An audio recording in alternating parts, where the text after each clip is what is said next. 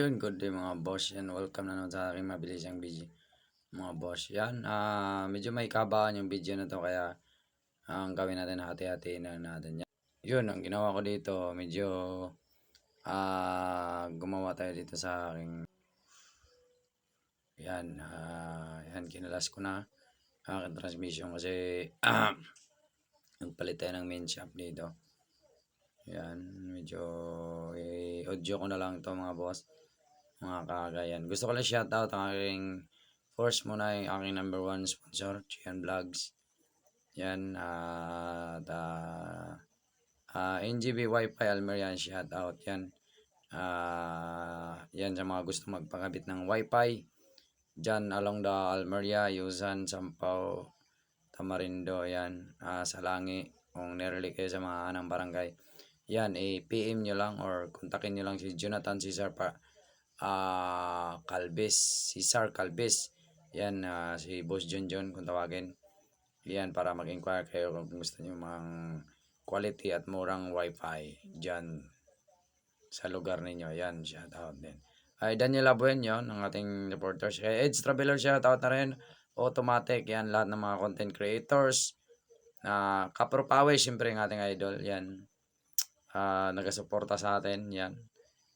Shoutout na rin yun. At sa mga shoutout na rin sa aking mga followers sa FB, yan, sa aking FB page, yan. Yan, kailangan hindi kayo magkamali dito sa spacer na to. Yan, dapat nakataob siya. Ibig sabihin yung may kulog kasi yan, binaliktad ko. Dapat nakadikit siya doon sa ano. Kumbaga nakataob siya, papasok. Para hindi siya sumayad yan. Dito naman sa ano, spacer. Yan, medyo makapal ang una natin, tapos saka yung manipis. Wala naman siyang sign, flat lang siya.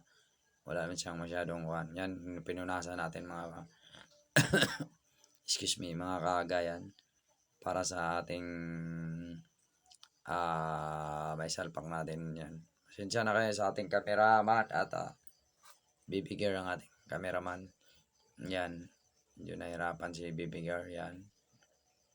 Nilinis na natin yan. Yan, yan, pinakita ko rito, kinapa ko kung saan yung may durog. Kasi medyo nagkaroon kasi ng issue to, gawa ng biglang sumayaw yung ating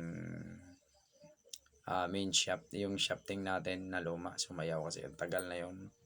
Palitana na kasi yon. Yan, salamat kay Boss Bingbing na isa sa yung budget natin na binigay niya, tinipid natin yan para makabili tayo ng shafting. Yan, salamat boss, at makondisyon konti ang aking scooters. Yan.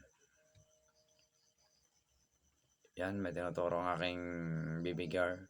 Yan, nilinisan natin maigi. Yan, kinakapa natin kung ano, yan. Pero inuna ko muna yung kanyang ano, yan, dapat unahin yan talaga bago ipasok doon. Dapat nakataob, lagi nyo tatanda, nakataob dapat yan. Kasi napakahirap po pag nagka-mali yan. Yan, pinasinalpa ko na. At sana sa mga bago lang sa aking channel, sa aking YouTube channel, yan, pasubscribe naman ang aking YouTube channel at pahit na rin yung notification bell.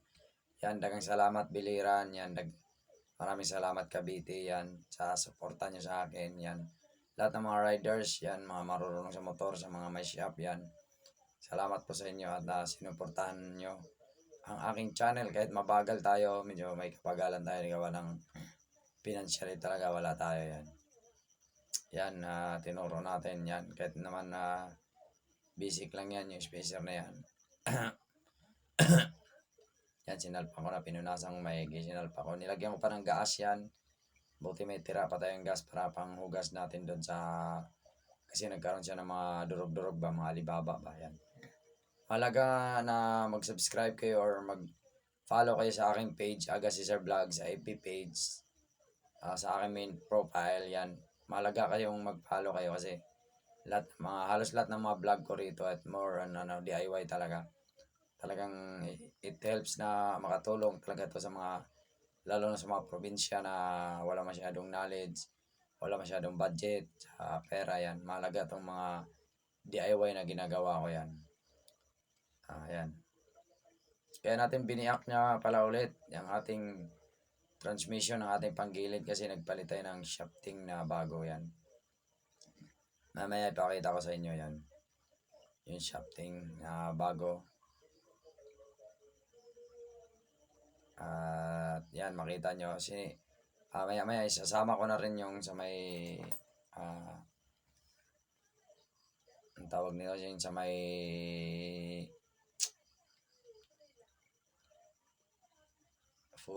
pulley yan. Sama ko na rin yun.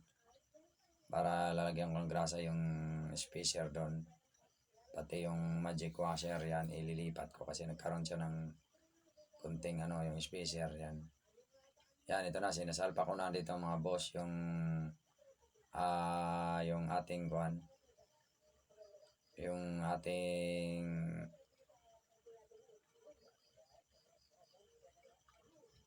yan yung ating bagong shafting yan. Yung bagong shafting ay in order pa natin sa Indonesia yan, Indonesia pa siya. Medyo foreigner yung seller nito. Talagang tagal dumating, almost mahigit 1 week siya. Akala ko nga hindi na darating. At sa bagay, yan, salamat sa ating seller na taga ibang bansa. Very naman siya. Response naman siya sa mga chat natin. Tsaka legit seller to kasi marami na siyang customer. Yan, sinasalpak na natin. Niingatan natin dito mga boss na gumalaw yung ating dyan yung oil seal. Kasi yung oil seal natin, hindi natin pinalitan tiga-tiga yan. Yun ang oil seal dun sa ating Kawasaki Barako yan. Nilipat natin dyan. Halos magkasing size lang siya. Kaso ang nangyari, medyo nagka-problema tayo dun sa oil seal. Kaya iningatan ko na lang pagbalik. Pero magpa-order na rin ako nyan. Oil seal kasi baka bumigay. Baka masira yung transmission. Yan ang mga gamit ko, nagkalat. Yung gamit ko dito, baka magulat kayo, yung gamit kong langis dyan sa transmission ay engine oil lang po. Yan. Baka maraming iiyak dyan na bakit ganun ang gamit, bakit siyempre ganun lang, wala namang masyado, hindi naman ganun kasilan. Yan, pinokpok na natin yung ating bago natin gamitan ng pandiinan natin para maglapat siya. Hindi kasi pwedeng hindi pukpukin. Medyo magulaw yung ating cameraman. Hindi natin malaman kung camera gear natin kung saan siya papisto. Pasensya na kayo sa akin camera gear yan. Yan, sinisipat natin maigi para mag-flat lang yung ating bago natin tirahin dito sa yan. Yan, pwede natin tirahin pa ganyan. Tapos gagawa natin ng kalang yan. Pagka pumantay na siya, saka natin paluin yung kanyang shafting. Para magkaroon siya ng diin doon sa housing. Bawal po dito magkamali or tagilid, tuloy-tuloy, bawal po yan. Pukpukin yung kanyang yan. Medyo may katagalan tong ginawa natin, halos almost 2 hours natin ginawa to. Pasensya na kayo dito sa video na to, medyo may kahabaan to. Kaya inedit ko agad para ma-fresh na fresh. May upload ko agad dito sa ating YouTube channel at sa ating FB. Yan. Pasensya na kayo sa ating camera. Medyo nagutom na yata to. Kung saan tumututok yan. Isasama ko yan. Yung pulley na yan, isasama ko yan. Lalagyan natin ng konting grasa yan. Kasi medyo maingay yan. Yan, lalagyan na natin siya sa gitna. Yan, mahalagang mayroon kayong ganitong tools.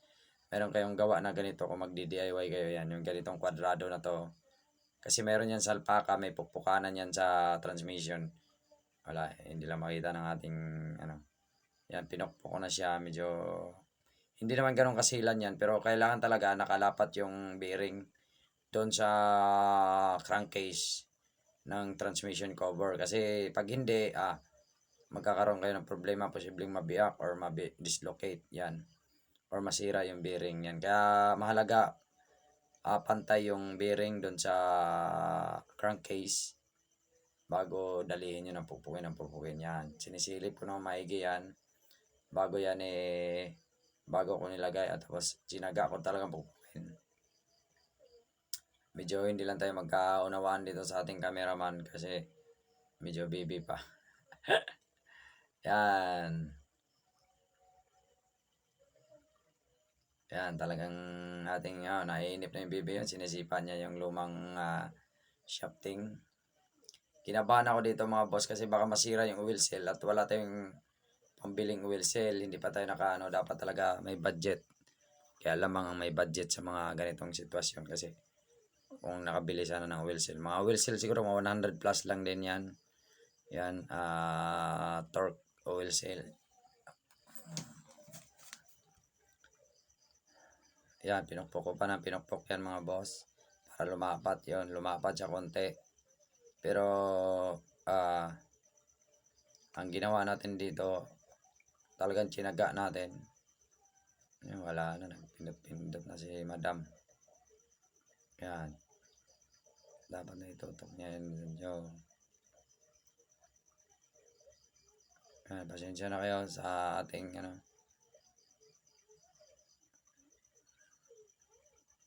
Yan. Medyo magulo po ang ating cameraman. Ay, try natin burahin na to. Yun, ayan ang mga boss. Matapos na rin natin pagpukpok yan, inalayin natin maigi. Yan, lalagyan pa natin yan ng stopper yan. Isusukat lang muna natin. Yan yung luma nating shafting. Medyo matagal natin na gamit kaya nasira. Muntik na masira yung ating transmission dahil sa nagtiyaga talaga tayo kasi wala tayong budget. Yan. Salamat kay Boss Bingbing sa kanyang yan, binili ko boss ng yung binigay mo sa akin yan, binili ko ng shafting. Napakatagal na panahon yan, tinuro ko dyan yan, nagkatama yung kanyang transmission dahil sumasayad yung kanyang torque drive, yon.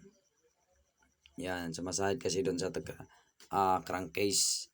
Kaya medyo talagang salamat kay Boss Bingbing yan. Yan, nakabit na rin natin. Maingat kayo sa pagkabit niyan kasi minsan kumakalas kasi yung circlip niyan sa loob. Yan, tinesting ko muna. Pero ikakabit ko pa yan, hindi ko pa nakabit yung kanyang lock. Yan. Gagawin ko pa yan. Yan, chinik ko lang maigi kung tama ba yan. Yan, kung mapapansin nyo mga boss, yung loob ng transmission talagang nagkatama dahil doon sa ang tagal natin napalitan yung ating shafting. Yan, ngayon walang alog yan. Sinusukat-sukat ko muna. Kung saan talaga banda. Kung shock pa talaga siya. Kasi kinakabahan din ako pag nandun din yung kaba na bumili ka ng hindi naman personal yan. Lalo ganito na sa ibang bansa pag galing yung parts na to. Talagang kakabahan ka. Pero hindi lang naman ako ngayon bumili ng parts na galing ibang bansa. Yung ating Malaysia yan. Indonesia yun kasi maraming parts ng murang parts ng mga Yamaha yan. Kasi dito sa Pilipinas wala tayong connection masyado. May nagtitinda ng ilan parts pero ilan lang yan. Hindi sila totally na Tapos medyo may kamahalan tuloy sa Pilipinas. Mga minsan mahal ng 200, 150 kaya nainganyo akong bumili din sa labas ng bansa. Yan, ito sa Indonesia ko pa binili to. Yung parts na yun, nakatama yung dati tinuturo ko doon mga boss. Hindi lang nakakuhanan ng bibigger natin. Yan, nagkatama siya doon. Yun, doon nagkatama yun. Doon siya nagkatama.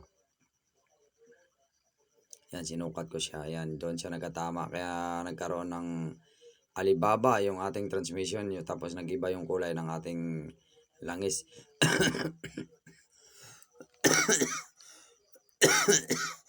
Ay, excuse me mga boss. Yan, medyo may ubo pa tayo yan. Kaya,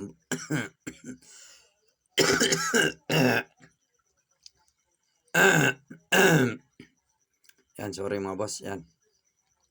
Pasensya na talaga yan. Yan, pinunasan ko na yung shafting pero mamaya lagyan din natin ng grasa yan. Yan, chinik ko muna at tinesting ko muna yan. Punasan natin maigi yung ating gawa. Yan. Pero hindi pa po nakapix yan. May ilalagay pa ako dyan yung lock ng ating transmission. Yan. Sinusukat ko lang siya. Yan. Yun, ito na mga boss. Yan, nilagay na natin yung yan, tinanggal natin ulit. Yan, tinisting natin. Yan. Yan, ito na ang stopper ng kanyang bearing. Higpitan na natin yan. Yan, number 8 po yan. Ang kapareho po palang transmission ng ating motor ay Mio Solte, Mio Sporte, Novo Z. Yan, Novo Z. Ano pa ba? Mio Soul Carb. Yan, yung ating name talaga ng ating motor ay Mio Soul Carb talaga siya. Yan, halos kapareho lang sila ng makina ng mga Mio Sporte, Mio Solte, FG. Yan. Yan, halos magkapareho lang po sila ng makina. Kaya baha po ang pisa nito, kaya walang problema sa pisa. Kung parts out, marami pong parts out. Yan, kinabit na natin, higpitan na natin ng number 8. Yung ating stoppers, yan, sasalpang na natin. Yan, ikot-ikot natin mga boss. Kasi malaman natin doon kung talagang okay na siya.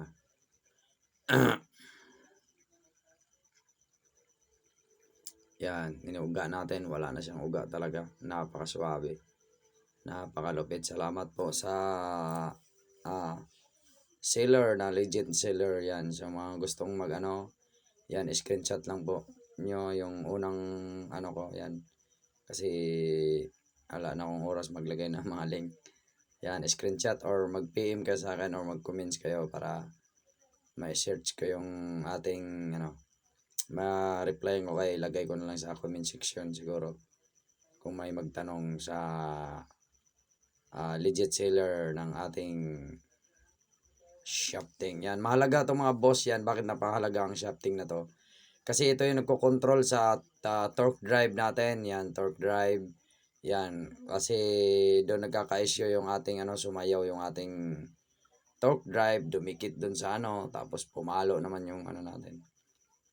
Yan, kaya mahalaga po yung bago dapat ang ganito. Nasa condition yung shafting na to. Yan. Kasi parang yung dating shafting replacement lang, kaya ang bilis ito, napakasikip nito, masikip ipasok yung bearing, halos talaga fit na fit siya.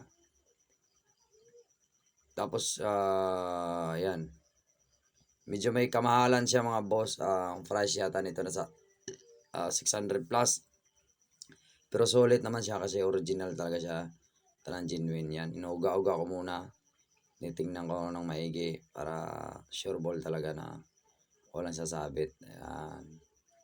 Kasi hindi ka pwedeng maghigpit nito kung hindi naman totally lapat yung inyong Yan, kinalas ko siya maigi. Tiningnan ko kung saan ang may sabit. Yan, bago ko isalpak ulit yung ating transmission crankcase. Yan. Magkaiba po siya ng design ng mga FI mga boss. Yan. Kung sa FI kasi kakalasin yung kabilang side dun sa may gulong. Doon po ang usually ng mga FI yan. Baka katulad ng mga Mio Soul, Soul I yan, mga Mio I M3 kung tawagin nila. Yan. Ay iba po ang design ng transmission nila. Pero halos mga bearing nila parang may pagka similar naman ng mga debit. Halos may pagkapareho ba yan. Mahalaga itong mga ganitong diskartehan mga boss, kasi dito kayo makakuha ng mga matinding kaalaman yan. About lang. About lang dito sa nag-edit pa ako. Yan, may tumatawag sa atin mga boss. Yan. At yan, pinupok natin maigi. Pero dapat pag ayaw pumasok dyan, gagalawin nyo lang konti yung gulong. Pwede nyo ikutin yung gulong pag kasi maigi baka yung gear nito sa shafting, baka hindi pa siya pumasok talaga. Yan. Kaya mahalaga na mag-try and error kayo with safe. Yan, safety lang dapat. Pero kahit okay lang mag-try and error, mag-DIY yan, dapat safe kayo. Ako talaga matagal ko nang ginagawa, mag-try and error, gawa ng sa kahirapan, yan, kulang sa budget. Kaya kailangan mo talagang gawin yung isang bagay yan. Yan, medyo pinukpok natin sa konti, pero dapat hindi kayo tira ng tira, pukpok ng pukpok. Yun, lumubog na siya. Yan, lumubog na siya. May dalawang dowel pin po yan, sa taas saka sa baba, yan. Tapos dito naman sa screw, dapat di kayo magkamali nito. Dalawang mahaba po yan sa mga ganitong motor, yan, tandaan nyo po yan. Dalawang mahaba po yan. Tapos yung iba, ano na po yun, mga maiksi lang. Mga same size lang. Itong mahaba na to siguro mga 2.5 inches nito. Tapos yung iba 1 inches. 1.5 inches yung iba 1 lang. Uno lang yung size ng ibang bolt nito. Bolt wrench ang gamit nito sa mga dito, yung mga bolt wrench. Yung baga allen wrench ang panghigpit niya. Yan, higpitan nyo lang pantay lang. Kung paano maghigpit ng cylinder head, ganun din. Parang same din to para hindi pantay ang kanyang lapat. At walang posibilidad na mag-crack or ma-putol yung kanyang mga bolt. Yan. Yan, ganyan lang higpit niyan. Pa-cross. Kung paano kayo, dapat yun ang unang alamin nyo yan. Paano maghigpit ng mga ganito. Kahit napakasila nito. Talagang medyo may kamahalan pag ito nasira or nag-crack ang bili kayo nito. May mga parts out nito. Sabagay kung marami naman kayong budget yan, okay lang. Pero talagang iiyak kayo pag nagkamali kayo dito sa mga ganitong sitwasyon. Kaya sundan nyo tong video na to. Yan, panoorin nyo, makinig kayo. Yan. Ang higpit po niyan hindi basta-basta po ang higpit na yan. Basta yung higpit niyan kung nakita nyo yung maghigpit ng mga cylinder head ng mga sasakyan, mga kotse, mga motor. Ganyan po ang higpit niyan. Pa-cross. Yan, kukunan natin ng allen wrench. Higpitan na natin. Dapat pa-cross po ang higpit niyan kasi napakalaking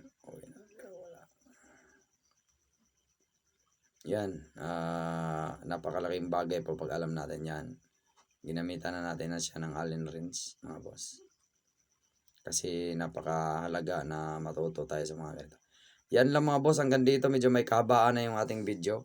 At part 1 lang ito mga boss. At antabayan nyo yung mga susunod kong video nito, yung kalahati nito na halos ikasa ko na lahat. Yan lang mga boss.